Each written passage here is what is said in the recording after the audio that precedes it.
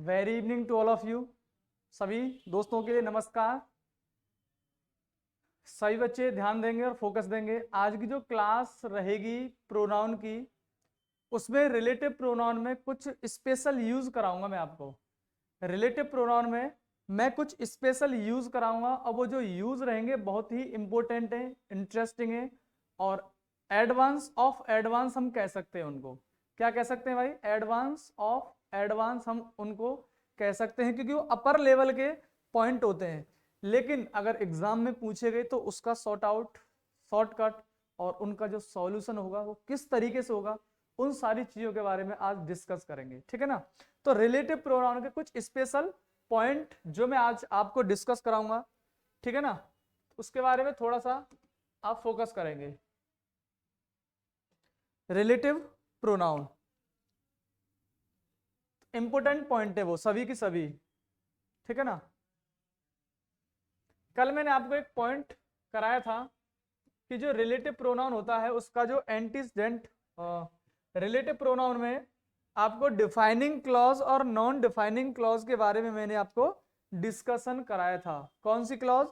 Defining और non defining clause के बारे में मैंने आपको सब कुछ बता दिया था। एक बार दोबारा से उस डिफाइनिंग और नॉन डिफाइनिंग क्लॉज के बारे में थोड़ा सा डिस्कस करते हैं, फिर चीजों को आगे मूव करेंगे भाई। ठीक है ना? डिफाइनिंग और नॉन डिफाइनिंग क्लॉज के एक क्वेश्चन में आपको दूंगा और उसमें बताना फिर उसका आंसर क्या हो सकता है। ठीक है ना? जैसे मैंने बोला this is the girl who or that is my friend, is my friend. ये क्वेश्चन है आपके सामने। ठीक है ना? This is the girl who or that is my friend. यह वह लड़की है जो मेरी दोस्त है, यह वह लड़की है जो मेरी दोस्त है। तो मैंने आपके लिए ऑप्शन दिए दो, जैसा कि आप सभी बच्चे जानते हैं, मैंने इनको कल डिस्कस कराया था आपके लिए। ठीक है ना? ऑप्शन ये दो, हु और दैट। ठीक है ना? This is the girl who or that is my friend. अब ये दो ऑप्शन है, इन दोनों में से क्या आएगा? इन दोनों में से क्या आएगा? सभी का आंसर आना चाहिए। इन दोनों में से क्या आएगा? This is the girl who or that. अब देखिए, ये जो गर्ल है, ये जो गर्ल है, ये पर्सन है भाई। गर्ल क्या है? अपने आप में पर्सन।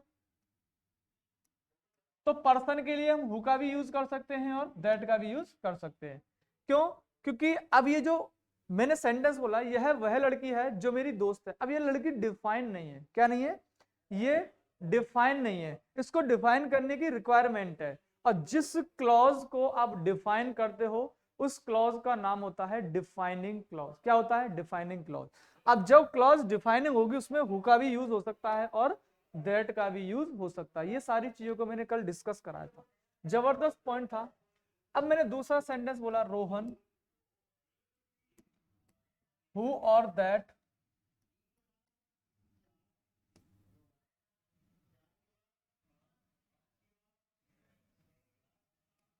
इज माई फ्रेंड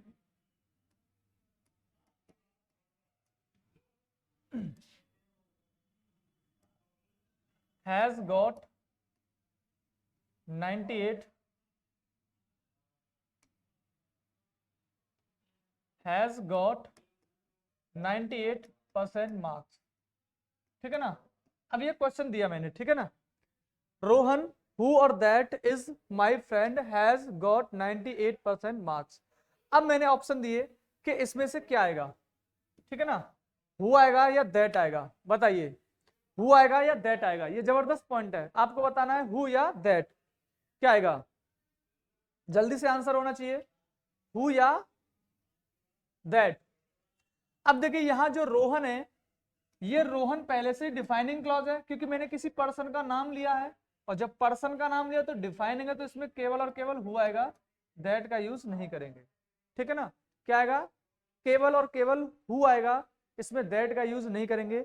क्योंकि अब ये जो क्लॉज है ना, अब ये जो क्लॉज होगी, ये वाली क्लॉज होगी, ये नॉन डिफाइनिंग क्लॉज होगी। क्या होगी? नॉन डिफाइनिंग क्लॉज होगी। और जो क्लॉज नॉन डिफाइनिंग क्लॉज है उसमें आप किसका यूज नहीं कर सकते हैं? दैट का यूज नहीं कर सकते हैं। किसका यूज नहीं कर सकते हैं? आप दैट का यूज इसमें बिल्कुल भी नहीं कर पाओगे। तो ये जबरदस्त पॉइंट था, इंटरेस्टिंग था, जिसको मैंने कल आपको डिस्कस कराया था।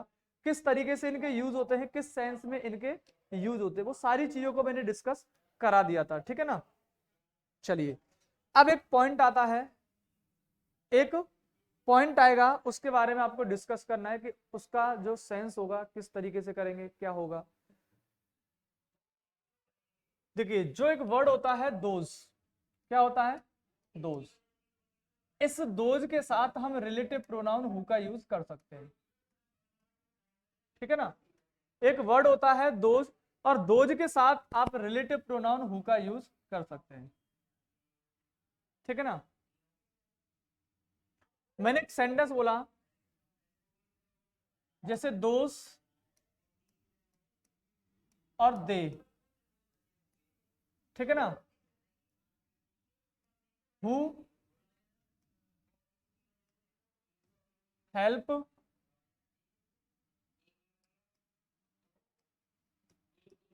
themselves, God help them। ये क्वेश्चन है आपके लिए। ठीक है ना? दोज और दे, इन दोनों में से क्या आएगा? Who help them self, God help them. जो खुद की सहायता करते हैं, भगवान उनकी सहायता करते हैं। इस पॉइंट को हमेशा ध्यान रख लेना। जैसे क्वेश्चन है those or they who help them self, God help them. जो खुद की सहायता करते हैं वो दूसरों की, भगवान उनकी भी सहायता कर सकते हैं। ठीक है ना? तो बताइए इसमें क्या एरर होगा, और इन दोनों में से ऑप्शन बताओ, क्योंकि एरर तो मैंने दिया नहीं है। अब ये दो क्वेश्चन है आपके लिए, दो पॉइंट हैं, दोज और दे, बताना इसमें से क्या जाएगा। देखिए, इसमें जो आंसर रहेगा वो रहेगा दोज, दे आंसर नहीं रहेगा। ठीक है ना? क्योंकि यहाँ पे जो दोज है ना, वो पिन पॉइंट करने के लिए यूज किया गया है। किसको करने के लिए? Pin point. दोज जो खुद की सहायता करते हैं, भगवान उनकी सहायता करते हैं। और जिस चीज में आप पिन पॉइंट करने के लिए यूज करते हैं, पिन पॉइंट का मतलब होता है किसी चीज को डिनोट करना, इंडिकेट करना। तो ऐसी सिचुएशन में उसके लिए पर्सनल प्रोनाउन नहीं यूज होता है, उसके लिए यूज होता है डेमोन्स्ट्रेटिव प्रोनाउन। क्या यूज होता है? Demonstrative pronoun. तो यहां आंसर जो रहेगा दोज रहेगा, those who help them self, God help them. ठीक है ना? जैसे मैंने क्वेश्चन लिखा, those who are standing there, those who are standing there are my friends, are my friends. तो ऐसा कहना बिल्कुल पॉसिबल होगा। ठीक है ना? Those who are standing there are my friend, जो वहां खड़े हैं मेरे मित्र हैं, जो वहां खड़े हैं मेरे मित्र हैं। तो ऐसा कहना भी पॉसिबल हो सकता है, इसका भी हम यूज कर सकते हैं। ठीक है ना? तो ये भी जबरदस्त पॉइंट है आपके लिए कि दोज के साथ हम रिलेटिव प्रोनाउन अगर हु का यूज करते हैं तो वो पॉइंट आपका बिल्कुल करेक्ट होगा, उसमें कोई भी एरर नहीं होगा। इस तरीके से भी हम इसका यूज कर सकते हैं। तो ये तो था यूज ऑफ दोज का यूज था। ठीक है ना? तो ये भी बहुत इंपॉर्टेंट है और इंटरेस्टिंग भी है। अब नेक्स्ट आता है आपका, नेक्स्ट पॉइंट आता है आपका कि हम जो आपने जैसे नाउन में आपको पढ़ाया जाता है अपस्ट्रोफे एस का यूज और हम ऑफ का यूज जब हम करते हैं, तो अपस्ट्रोफे एस और ऑफ के साथ वाली जो नाउन आती है उसके साथ हम रिलेटिव प्रोनाउन किस तरीके से यूज करेंगे। ठीक है ना? उसके साथ हम रिलेटिव प्रोनाउन किस तरीके से यूज करेंगे। तो एक बात अपने माइंड में लॉक कर लेना, यहां एक वर्ड होता है रिलेटिव वर्ड। ठीक है ना? क्या होता है? रिलेटिव वर्ड, जिसको हम रिलेटिव प्रोनाउन के नाम से जानते हैं। किसके नाम से जानते हैं? रिलेटिव प्रोनाउन के नाम से जानते हैं। एक वर्ड होता है जिसका नाम होता है रिलेटिव प्रोनाउन, उसको हम रिलेटिव प्रोनाउन के नाम से जानते हैं। अब जितने भी रिलेटिव प्रोनाउन होंगे, ध्यान से सुन लेना, उनका एक वर्ड होता है यहां, इसका नाम होता है एंटीसीडेंट। क्या होता है? एंटीसीडेंट। ठीक है ना, क्या होता है? एंटीसीडेंट। अब इस बात को अपने माइंड में लॉक करना कि जो रिलेटिव प्रोनाउन जिसके लिए यूज होता है वो उसका एंटीसीडेंट होता है, और वो जो रिलेटिव प्रोनाउन आएगा वो एंटीसीडेंट के पास में ही यूज होता है। ठीक है ना, अगर यहाँ एंटीसीडेंट है तो यहाँ रिलेटिव प्रोनाउन का यूज किया जाएगा। ठीक है ना, एंटीसीडेंट और रिलेटिव प्रोनाउन को आप अलग अलग नहीं कर सकते हैं। अगर अलग अलग करने की कोशिश की तो सेंटेंस का जो सेंस है वो बिल्कुल इनकरेक्ट होगा। ठीक है ना, जैसे मैंने एक सेंटेंस बोला, he has helped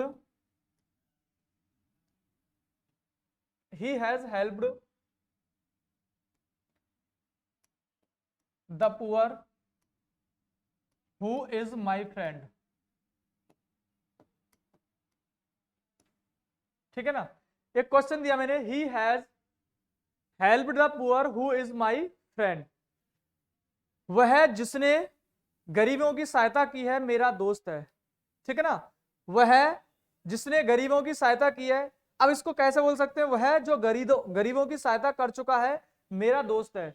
अगर इस सेंटेंस में मैं आपको पार्ट ब्रेक करूं, जैसे ए पार्ट ये बनाया, बी पार्ट ये बनाया और सी पार्ट ये बनाया, और डी में छोड़ा मैंने नो एरर। ठीक है ना, अब मुझे बताना इसमें एरर कौन से पार्ट में हो सकता है, ये पहला क्वेश्चन है। ठीक है ना, अब दूसरा क्वेश्चन और इसमें मैं ऐड करने की कोशिश करूंगा।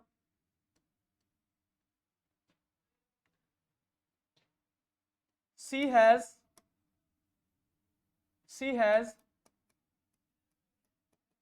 invited them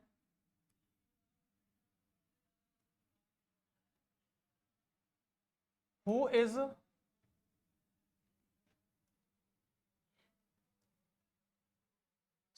invited them, इसको ऐसे नहीं लिख सकते हैं। दूसरा सेंटेंस देखते हैं। ठीक है ना, he has 4 dogs who is a good teacher। ठीक है ना, इस सेंटेंस को ऐसे लिखो भाई, he has 4 dogs who is a good teacher। अब इसमें मैंने पार्ट बनाने की कोशिश की, ए पार्ट, बी पार्ट और सी पार्ट। ठीक है ना, ये दो सेंटेंस हैं और इन दोनों में मुझे एरर फाइंड आउट करके दिखाओ कि एरर कहां कहां हो सकता है। ठीक है ना, he has helped the poor who is my friend और he has 4 dogs who is a good teacher। अब ये दो सेंटेंस हैं, दोनों में फटाक से आपको एरर फाइंड आउट करना है कि एरर कहां हो सकता है। बताइए, सभी का आंसर आना चाहिए, कहां कहां किस किस तरीके से इनमें एरर फाइंड आउट किया जा सकता है।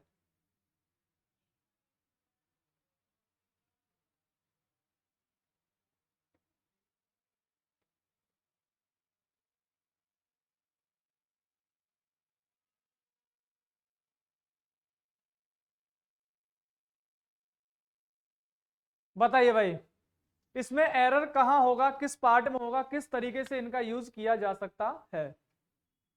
चलिए, अब इसका देखो एरर होगा वो कौन से पार्ट में होगा। पहला जो सेंटेंस है इसके सी पार्ट में एरर होगा, और जो दूसरा सेंटेंस है इसके बी पार्ट में एरर होगा।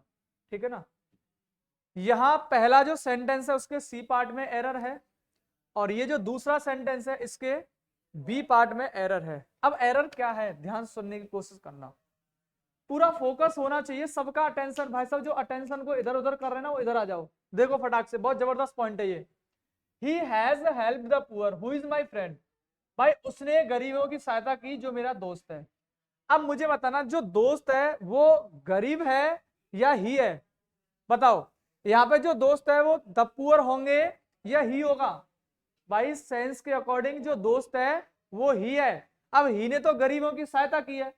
तो अब एक बात बताना, जो ये पूरी क्लॉज जो यूज हुई है इस सेंटेंस में, ये जो पूरी clause who is my friend, ये क्लॉज जो यूज हुई है वो किसके लिए यूज हुई है? भाई ही के लिए यूज हुई है। किसके लिए? ही के लिए। अब एक बात अपने माइंड में लॉक कर लेना, जब ये ही के लिए यूज हुई है तो इस क्लॉज का एंटीसीडेंट कौन हुआ? ही हुआ। भाई इस क्लॉज का एंटीसीडेंट कौन हुआ? ही हुआ। और जब इसका एंटीसीडेंट ही है तो रिलेटिव प्रोनाउन किसके पास होता है? जरा बताओ भाई साहब, थम्स अप करके बताना। रिलेटिव प्रोनाउन अपने एंटीसीडेंट के पास होता है जिसके लिए वह यूज किया जाता है। तो इसका मतलब ये जो क्लॉज है इसकी पोजीशन गलत है, इसकी पोजीशन सही करने के लिए मुझे इसके पास लिखना पड़ेगा। अच्छा, अब इसके पास मैं क्या हु को लिखूंगा या हु के पास या हु के साथ जितने भी ये पड़ोसी हैं, पूरा परिवार है, परिवार के समेत उठा के लेके आऊंगा? भाई पूरी क्लॉज परिवार के सहित आएगी, और परिवार के सहित आएगी तो इसका जो आंसर होगा, करेक्ट आंसर होगा, वो ये होगा he who is my friend, who is my friend, he he who is my friend has helped the poor। ठीक है ना? he who is my friend has helped the poor, वह जो मेरा दोस्त है गरीबों की सहायता कर चुका है या गरीबों की सहायता की है। अब दूसरा सेंटेंस इसको चेक करेंगे। भाई वो क्वेश्चन कह रहा है ही हैज 4 डॉग्स, उसके 4 कुत्ते हैं। Who is a good teacher. अब मुझे बताना हु किसके पास आया? डॉग के पास। भाई ध्यान से फोकस करना है, हु किसके पास आया? डॉग के पास। अब मैं डॉग के हिसाब से यहाँ पे विच तो लगा नहीं सकता हूं, क्योंकि मैंने अगर सपोज डॉग के लिए यहाँ पे सपोज मैंने विच किया, क्या किया? विच। तो अब एक बात, जो डॉग है क्या वो टीचर हो सकता है? बताओ, क्या डॉग है वो टीचर हो सकता है? बिल्कुल नहीं होगा। बट डॉग टीचर थोड़ी नहीं होगा, टीचर तो ही होगा। और अगर टीचर ही होगा तो इसका मतलब ये जो पूरी क्लॉज है वो किसके पास किसके लिए आई? ही के लिए। और जब ही के लिए आई है तो भाई पूरी क्लॉज उठ के ही के पास चली आएगी कि नहीं आएगी? परिवार के सहित। बताओ आएगी कि नहीं आएगी? बिल्कुल आएगी। अगर ये पूरी क्लॉज आएगी तो इसका करेक्ट आंसर होगा he who is a good teacher, who is a good teacher has 4 dogs, has 4 dogs. तो ये सेंटेंस बिल्कुल राइट है। ठीक है ना? ये सेंटेंस बिल्कुल राइट होगा। क्यों? क्योंकि ये पूरी क्लॉज इसके साथ आएगी, ये पूरी क्लॉज इसके साथ आएगी। ठीक है ना? इस तरीके से हम इसका यूज कर सकते हैं। ठीक है ना?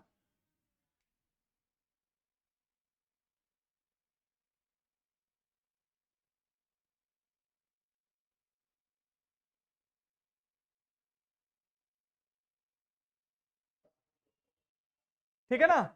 तो ये उम्मीद करता हूं ये पॉइंट आपकी समझ में बहुत अच्छे से आया होगा। अब इसी से रिलेटेड क्वेश्चन बनते हैं, वो कैसे बनेंगे, किस तरीके से बनेंगे, उसका एक पॉइंट डालना। केस ऑफ अपस्ट्रोफे एस और ऑफ, यानी जो अपस्ट्रोफे एस है उसके साथ में किन किन तरीकों से इसका यूज किया जा सकता है, कैसे किया जाएगा। मैं कुछ सेंटेंस आपके लिए लिखूंगा और आपको उसमें करेक्शन करने की कोशिश करनी है। ठीक है ना? बताना है उसका एरर कहां, कैसे उसका सेंटेंस करेक्शन होगा। मैंने बोला this is the Ram's house. ठीक है ना? This is the Ram's house who is my friend. This is the Ram's house who is my friend. और दूसरा सेंटेंस मैंने बोला this is the house of Ram which, sorry इसमें यहां पे लगाना पड़ेगा, this is the house of Ram which is very expensive. अब ये 2 सेंटेंस मैंने आपके लिए लिखे हैं।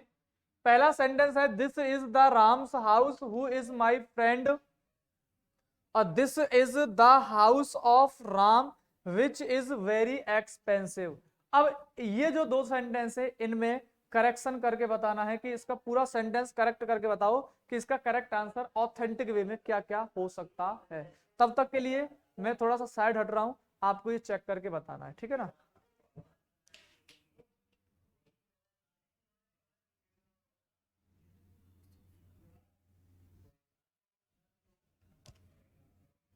चलिए सबका आंसर आना चाहिए, किन किन तरीकों से आप आंसर देंगे। This is the Ram's house who is my friend, और एक क्वेश्चन है this is the house of Ram which is very expensive. बताइए क्या क्या एरर हो सकता है इनमें।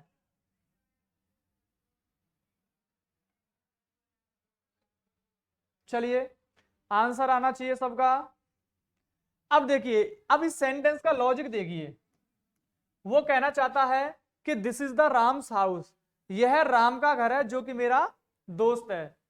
अब एक बात बताना, ये जो रिलेटिव प्रोनाउन आया है वो किसके लिए आया है, हाउस के लिए या राम के लिए। भाई दोस्त कौन होगा, हाउस होगा या राम होगा, बताओ। भाई दोस्त जो होगा वो राम होगा, भाई घर थोड़ी नहीं होगा। तो इसका मतलब अब ये जो रिलेटिव क्लॉज है वो राम के पास आनी चाहिए, भाई आनी चाहिए नहीं आनी चाहिए। लेकिन अगर मैंने राम के पास लिखी ये, इस क्लॉज को मैंने राम के पास लेके आया, तो इस राम के साथ जो अपस्ट्रॉफी एस प्लस ये जो नाउन आ रही है, फिर इसका यूज क्या मैं लास्ट में कर सकता हूं, बताइए। भाई इसका यूज तो लास्ट में हो नहीं सकता है। भाई इसको मैं इस क्लॉज के पास लेके आया तो इसके पास आई राम, मैं अगर ऐसे बोलूं this is the Ram who is my friend, तो फिर ये अपस्ट्रॉफी एस के साथ जो हाउस है ये कहां जाएगा, भाई ये लास्ट में तो लिख नहीं सकते, इलॉजिकल सेंस आएगा, सेंटेंस फिर से गलत हो जाएगा। तो इसका मतलब ये हुआ कि मुझे सेंटेंस के पास रिलेटिव प्रोनाउन राम भी लिखना है, सेंटेंस का मीनिंग भी कंप्लीट होना चाहिए, सेंटेंस का सेंस बदलना भी नहीं चाहिए। तो ऐसी सिचुएशन में आप क्या करोगे, आप इसकी पोजीशन चेंज करोगे, हु की वही रहेगी, इसकी पोजीशन चेंज कर दो। तो इसका जो करेक्ट आंसर होगा वो होगा this is the house of Ram, this is the house of Ram who is my friend, who is my friend. आप ऐसे भी कर सकते हैं, ठीक है ना। This is the house of Ram who is my friend, आप इस तरीके से भी इसका सेंस निकाल सकते हैं। अब ये सेंटेंस बिल्कुल करेक्ट होगा, अब ये राइट इनकरेक्ट होगा, क्यों। अब ये जो हु इज माई फ्रेंड ये क्लॉज है, ये राम के लिए आई है और हु राम के लिए आया है। अब हु का एंटीसीडेंट राम हो गया और जो हु जिसके लिए आया है वो इसी के पास में है, ठीक है ना, समझ में आ गया ना। तो ये सेंटेंस भी बिल्कुल 100% राइट होगा। अब मैंने एक सेंटेंस बोला this is the house of Ram which is very expensive, यह राम का घर है जो कि बहुत महंगा है। अच्छा महंगा राम होगा या घर होगा, इसका मतलब ये हुआ कि जो ये क्लॉज है वो किसके लिए आई है, वो आई है हाउस के लिए, लेकिन ये क्लॉज है किसके पास, राम के पास, ठीक है ना। तो अब एक बता, राम के अकॉर्डिंग में अगर हु लिखता हूं, क्या लिखता हूं, हु लिखता हूं, तो इसका कोई सेंस नहीं बनेगा, क्या बन जाएगा, नहीं बनेगा ना। तो इसका मतलब ये हुआ कि अगर मैं इस क्लॉज को ऐसे लिखता हूं this is the house which is very expensive of Ram, तो आपको नहीं लगेगा थोड़ा सा अजीब सेंटेंस लगेगा, है लगेगा नहीं लगेगा। तो इसको मैं पूरा चेंज कर सकता हूं, तो पूरा चेंज कैसे करूंगा, this is the Ram's house which is very expensive,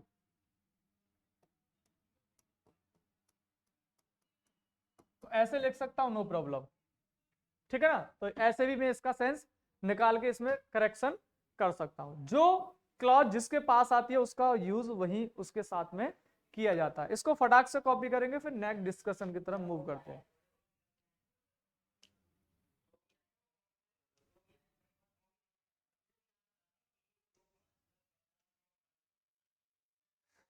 चलिए समझ में आ रहा है ना।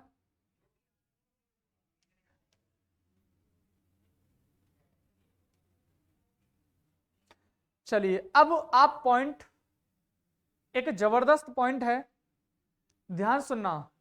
मैंने आपको एक पॉइंट लिखाया था, जैसे ये हु होता है, हुम होता है और विच होता है, जब इनका यूज रिलेटिव प्रोनाउन के रूप में यूज होता है, किसके रूप में, रिलेटिव प्रोनाउन के रूप में जब ये यूज होंगे, तो हमेशा ध्यान रख लेना इनके बाद, मतलब इनसे पहले जो आता है इनका एंटीसीडेंट आता है। क्या आता है? एंटीसीडेंट। और एंटीसीडेंट या तो आपको नाउन मिलेगा और या आपको प्रोनाउन मिलेगा, तो इनके लिए हम इनका यूज कर सकते हैं, ठीक है ना, हु, हुम और विच। अच्छा दैट भी होता है, वो अलग बात है, बहुत सारे होते हैं, लेकिन मैं उनको मेनली होते हैं, ठीक है ना, क्योंकि इनका जो कनेक्शन होता है वो जो दूसरी चीज है उसको मैं पढ़ाने की कोशिश करूंगा। मेरा कहने का मतलब यह है कि जब सेंटेंस में हु और हुम और विच आता है, ध्यान सुन लेना, जब सेंटेंस में हु, हुम, विच रिलेटिव प्रोनाउन की तरह यूज किए जाते हैं तो इनका एंटीसीडेंट होता है। भाई बिना एंटीसीडेंट के ये यूज होंगे नहीं। तो जितना भी इसका जो डेरिवेशन था समझाने का, मैंने जितने भी कॉन्सेप्ट है वो समझाए, तो ये आपको पॉइंट समझ में आए भी होंगे। लेकिन मेरा जो पॉइंट है वो ये नहीं है, ठीक है ना। मेरा पॉइंट जो अब है वो मैं जो कराऊंगा वो कराऊंगा यूज ऑफ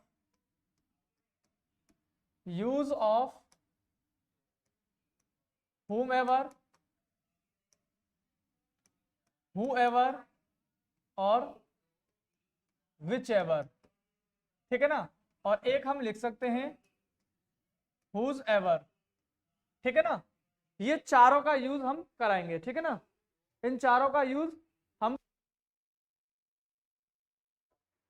तो इन चारों का यूज हम पढ़ेंगे।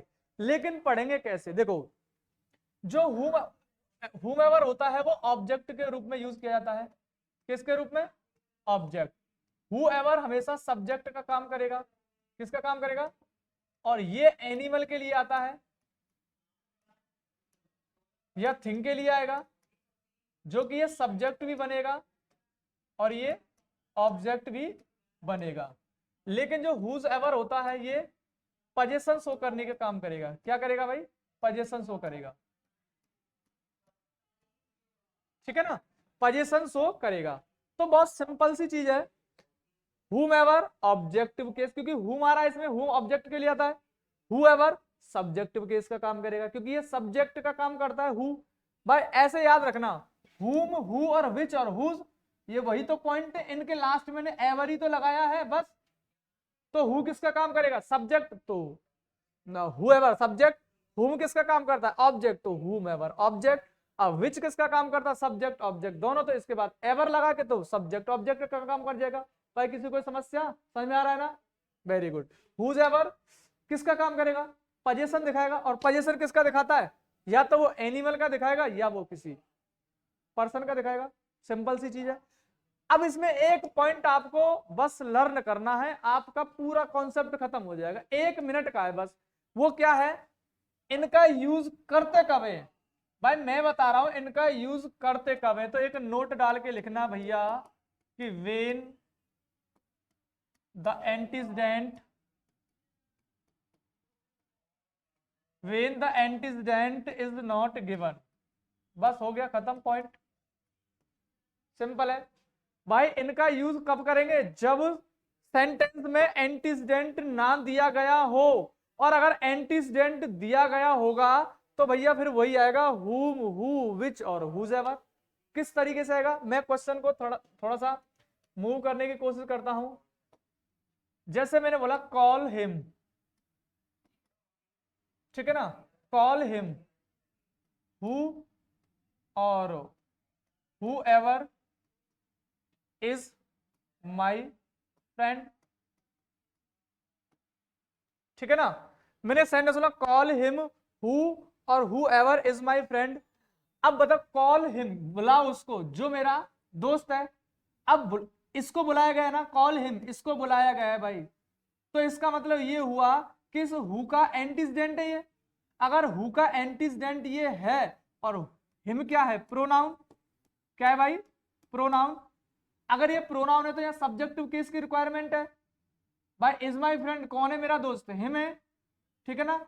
अब हिम इसलिए आया क्योंकि ये कॉल के बाद आ रहा है, ऑब्जेक्टिव केस आ रहा है, तो कोई प्रॉब्लम नहीं, कर सकते हैं। तो अब इसका ऑब्जेक्टिव केस है ये, और इसका ये एंटीसीडेंट है, तो क्या आएगा? हु आएगा, हुएवर नहीं आएगा। समझ में आया ना? क्योंकि एंटीसीडेंट गिवन है इसका। अच्छा, अब इसी में थोड़ा सा मैं इसको ट्रिकी करता हूं। मैंने बोला कॉल,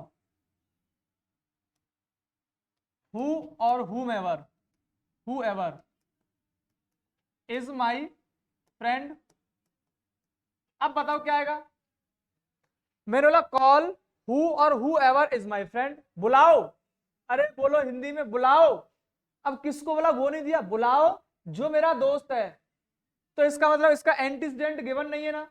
अगर एंटीसीडेंट गिवन नहीं है तो अब whoever आएगा। क्यों आएगा, क्योंकि एवर में ही एंटीसीडेंट छुपा हुआ है। बुलाओ जो मेरा दोस्त है, हो गया बस। आ गया समझ में, कोई समस्या। Very good. ये तब यूज किए जाते हैं जब इनका एंटीसीडेंट गिवन नहीं होता है। अगर एंटीसीडेंट गिवन है तो हु विच और दैट का यूज करते हैं, सिंपल सी बात है।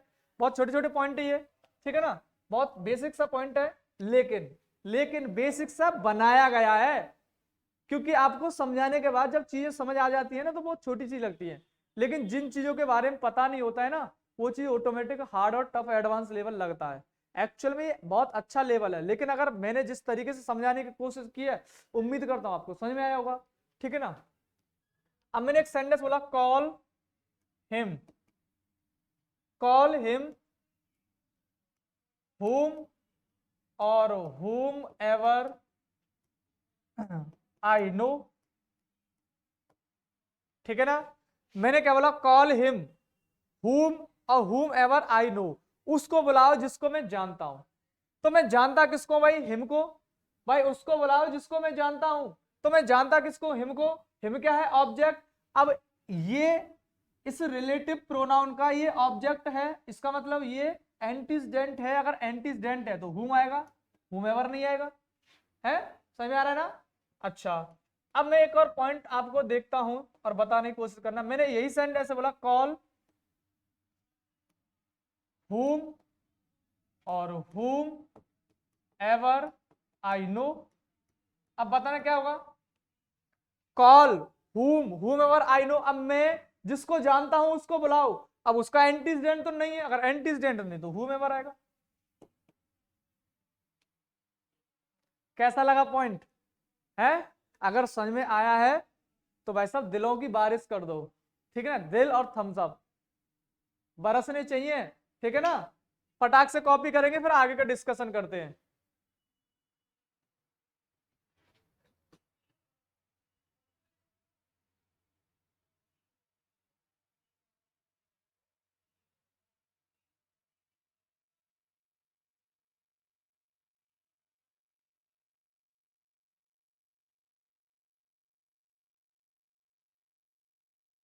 चलिए अब इसमें थोड़ा सा एक पॉइंट और लिखते हैं। मैंने क्वेश्चन बोला, आई नो द गर्ल, ठीक है ना, हुज और whose ever parents have come. अब बताना क्या आएगा भाई इसमें आंसर। भाई वो कह रहा है I know the girl whose और whose ever parents have come. तो यहां जो गर्ल है वो एंटीसीडेंट है ना। भाई एंटीसीडेंट है कि नहीं है, अरे बोलो एंटीसीडेंट है या नहीं। अगर एंटीसीडेंट है तो इसका मतलब हुज आएगा, हुज एवर नहीं आएगा, क्योंकि ये पोजीशन शो कर रहा है, एंटीसीडेंट है। अगर यही सेंटेंस में ऐसे बोलूं, आई नो, ठीक है ना, हुज और whose ever parents have come. अब बताना क्या आएगा। अब आई नो, मैं जानता हूं जिसके पेरेंट्स आए। अब एंटीसीडेंट गिवन नहीं है तो हुज एवर लगा दो। भाई कोई समस्या तो नहीं है, किसी को समझ में आ रहा है ना, बस सिंपल सी चीज है, ठीक है ना। मैंने एक सेंटेंस बोला, I gave you the shirt which or whichever I bought. अब बताना क्या आएगा, I gave you the shirt which or whichever I bot. बताओ क्या आएगा। तो अब ये शर्ट, मैंने शर्ट खरीदी ना, भाई वो कह रहा है आई गेव यू द शर्ट, मैंने तुमको वो शर्ट दी थी जो मैंने खरीदी थी, तो शर्ट दी और खरीदी भी शर्ट दी, तो इसका एंटीसीडेंट है तो विच आएगा। ठीक है ना। अब मैंने क्वेश्चन बोला I gave you which which ever, अब यहां मैं शर्ट का यूज करूं तो कर सकता हूं, शर्ट आई बॉट, तो बताना क्या होगा। अब इसका कोई एंटीसीडेंट नहीं ना, आई गेव यू, अब यू इसका एंटीसीडेंट तो दिया है, क्या दिया है वो अलग बात है ना, क्योंकि मैंने शर्ट को खरीदा है ना, तो शर्ट खरीदे तो एंटीसीडेंट नहीं तो विच एवर आएगा। खत्म, डी एंड, टाटा बाबा नमस्कार। समझ में आ रहा है। चलो इसको कॉपी करेंगे, फिर इसके बाद डिस्कशन आगे करेंगे। ठीक है ना। अब देखिए, अब जो पॉइंट कराऊंगा वो बहुत ही शानदार पॉइंट होगा, उसको थोड़ा सा फोकस करना है। ठीक है, चलिए इसको कॉपी करेंगे।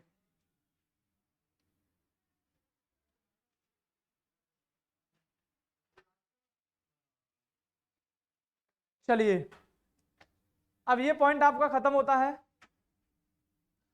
अब आपका जो पॉइंट आएगा वो क्या आएगा,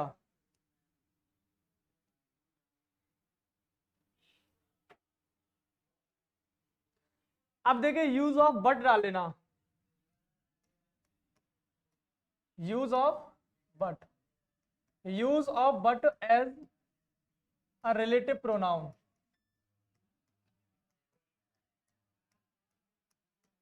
use of but as a relative pronoun, use of but का प्रयोग हम रिलेटिव प्रोनाउन की तरह पढ़ेंगे। ठीक है ना। अब ये रिलेटिव प्रोनाउन का काम कैसे करता है, क्योंकि बट रिलेटिव प्रोनाउन के अलावा, भाई बट रिलेटिव प्रोनाउन के अलावा ये प्रपोजिशन भी बनता है। क्या बनता है, ये प्रपोजिशन भी बनता है, और प्रपोजिशन के अलावा ये कंजंक्शन भी बनता है। ठीक है ना। ये रिलेटिव प्रोनाउन के अलावा प्रपोजिशन भी बनता है और कंजंक्शन भी बनता है। अब ये कंजंक्शन के रूप में कैसे काम करेगा, प्रपोजिशन के रूप में कैसे काम करते हैं, सारी चीजों का डिस्कशन में ऑलरेडी कर चुका हूं, लेकिन आज का जो डिस्कशन रहेगा वो रहेगा इसका, किसका, as a relative pronoun. As a relative pronoun किस तरीके से करेंगे, किस सेंस में करेंगे, उसके बारे में थोड़ा सा जानने की कोशिश करते हैं। देखिए इसका बहुत सिंपल सा पॉइंट होता है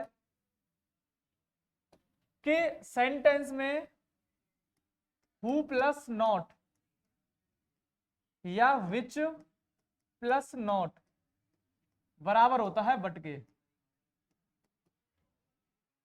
अगर सेंटेंस में हु नॉट आता है या विच नॉट आता है, इन दोनों को मैं अगर हटाऊं, इन दोनों को मैं हु नॉट और विच नॉट को हटाऊं और सीधा बट लिखूं, तो वो सेंटेंस आपका रिलेटिव प्रोनाउन की तरह काम करेगा, और ये अपने बाद एंटीसीडेंट भी लेता है। बहुत जबरदस्त पॉइंट है। ठीक है ना। किस तरीके से लेगा, किस सेंस में लेगा, इसको याद कर लेना भाई आप। ठीक है ना। ये पॉइंट बहुत जबरदस्त होता है आपका, ये वाला। ठीक है ना। Who not equal to but और विच नॉट बराबर बट होता है। ठीक है ना। अब कैसे होगा, किस तरीके से होगा, इसको थोड़ा सा कोपचे में ले जाते हैं। ठीक है ना, करने की कोशिश करते हैं। मैंने एक सेंटेंस बोला जैसे दिस इज द बॉय, ठीक है ना, this is the boy who does not want to go there. ठीक है ना।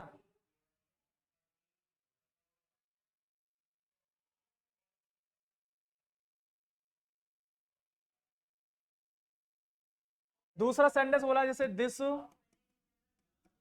Is the dog, this is the dog which does not run fast.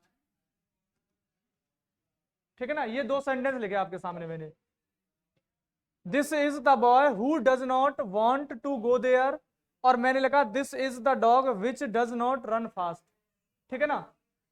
तो देखिए यह वह लड़का है जो वहां जाना नहीं चाहता है, और यह वह कुत्ता है जो तेज नहीं दौड़ता है। ठीक है ना। तो ध्यान से समझने की कोशिश करनी है, दोनों ही सेंटेंस अपने आप में राइट है। ठीक है ना। ये दोनों ही सेंटेंस राइट है, लेकिन अगर इनको मैं बट के फॉर्म में लिखूं, किसके फॉर्म में, बट के फॉर्म में लिखूं, तो फिर इसका सेंटेंस का करेक्शन जो होगा वो किस तरीके से होगा। देखिए इस सेंटेंस को मैं इस तरीके से लिख सकता हूं जो कि आंसर आपका राइट होगा। This is the boy, this is the boy. अच्छा हु और नॉट दोनों हटेंगे तो यहां से हु हटेगा तो क्या आएगा बट। अच्छा जब इसमें से नॉट हटेगा तो ये डज नॉट भी हट जाएगा क्योंकि ये हेल्पिंग वर्ब के साथ आया है, ठीक है ना, क्योंकि नॉट एडवर्ब होता है, हेल्पिंग वर्ब लेगा ये, तो ये भी हटेगा तो बचेगा क्या, वॉन्ट्स।